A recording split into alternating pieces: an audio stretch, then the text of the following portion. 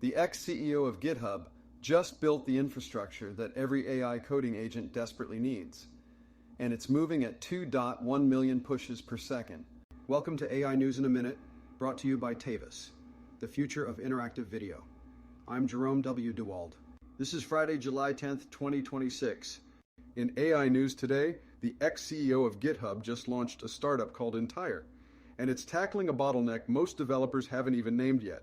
As AI coding agents multiply, centralized Git hosting becomes a choke point.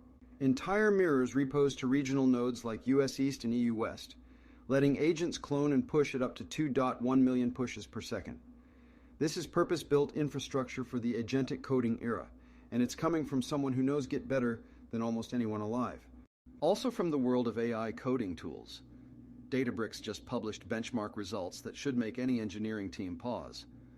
They tested coding agents on a real multi-million line internal code base. And here's the counterintuitive finding. The harness you use, tools like Claude Code, can double your costs on its own, completely independent of which underlying model you chose. You've been optimizing the wrong variable. The model price is almost a rounding error compared to the harness overhead. In tech news, Meta is making a serious hardware move. Its in-house AI chip, called Iris, goes into production this September. And this isn't a prototype.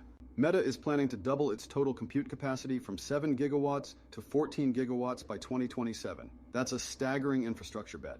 This is Meta declaring hardware independence, reducing its reliance on NVIDIA, and positioning itself to scale AI on its own terms.